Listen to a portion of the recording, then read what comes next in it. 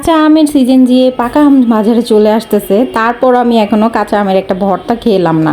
এটা কিন্তু আমার কাছে খুবই আফসোস লাগতেছে। তো ভাবছি আজকে যেভাবেই হোক একটু নিজে নিজে হলেও বানিয়ে খাবো। আসলে কাঁচা আমের ভর্তা আমার খুবই প্রিয়, কিন্তু এবার কেন জানি নিজে নিজে একা একা বানিয়ে খাওয়াই হইলো না। এবার খুব ইচ্ছা করতেছিল যে আজকে একটু খাই, বানিয়ে খাই। তো ফ্রিজে কাঁচা আম ছিল, আমি 3টা বের করে নিয়েছি, ভাবলাম নিজের জন্য একটু বানিয়ে নেই।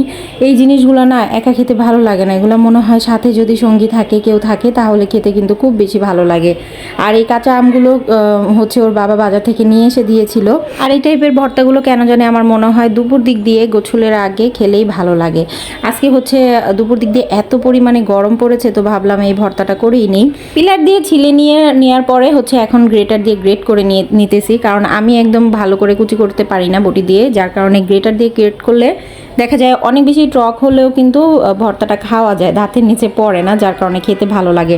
তো একেবারে গ্রেটার দিয়ে কুচি কুচি করে নিয়েছি। এখানে আমি 3টা নিয়েছিলাম আম প্রথমে, তারপরে একটা রেখে দিয়েছি, ভাবলাম একা একা খাবো, যেহেতু পুরোটা যদি খেয়ে শেষ করতে না পারি।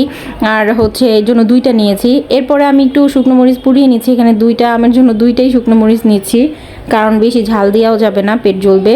আর এখানে 2টা পুড়িয়ে নিয়েছি, পুড়িয়ে ভর্তা করলে কিন্তু বেশি ভালো লাগে। তো ভাবলাম কাঁচা মরিচের ফ্লেভারটাও কাঁচা আমের মধ্যে বেশি ভালো লাগবে, যার কারণে একদম কাঁচা মরিচ একদম গ্রেট করে দিয়ে এই যে কেচি দিয়ে আমি সুন্দর করে চিকন চিকন করে কেটে দিচ্ছি।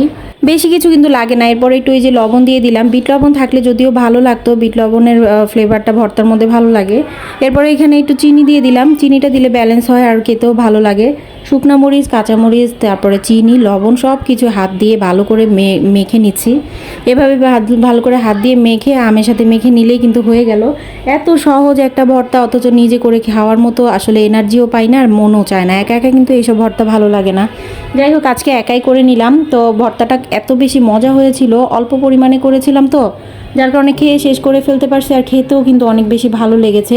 এরকম করে নিজে নিজে বানিয়ে আসলে খেলাম। আপনারা কে কে আমের ভর্তা খেয়ে ফেলেছেন অলরেডি আমাকে জানাবেন। আর খাওয়ার পরে আবার হচ্ছে রান্নাবান্না করতে চলে এসেছি। আসলে রান্নাবান্না তো করতেই হবে, দুপুর দিকে আমটা খেয়ে তারপরেই হচ্ছে রান্না করতে আসছি। আজকে পুঁই শাক দিয়ে মাছ দিয়ে রান্না করব। পুঁই শাকগুলো হচ্ছে ভালো করে ধুয়ে টুয়ে রেডি করে রেখেছিলাম। আলু দিয়ে পুঁই শাক দিয়ে এই তরকারিটা ইদানিং আমার কাছে এত বেশি ভালো লাগতেছে। মাছ দিয়ে, বড় মাছের মাথা দিয়ে এভাবে পুঁই শাক রান্না করলে ওর আব্বু খুব বেশি পছন্দ করে। তরকারিটা প্রথমে চুলায় বসিয়ে দিয়েছি, আর এদিক দিয়ে মাছের মাথা, তারপরে হচ্ছে বড় মাছের টুকরাগুলো নিয়ে নিয়েছি। অনেক বড় একটা মাছ নিয়ে এসেছিলো, এই মাছের মাথাটা বিশাল বড় ছিল। তো মাছের মাথাটা ধুইতে যায় দেখা গেছে আমার হাতটাও কেটে গেছে, এত বেশি কষ্ট হয়েছে। তো ভালো করে মাছটা ধুয়ে এই যে এখন হলুদ মরিচ লবণ দিয়ে মাছটা ভেজে নিব, তারপরে হচ্ছে রান্নাটা কমপ্লিট করে নিব। আর আজকে খুব দ্রুতই রান্নাবান্না করে নিতেছি, যেহেতু দেরি হয়ে গেছে। আজকের ব্লগটি এখানেই শেষ করছি। আল্লাহ হাফেজ।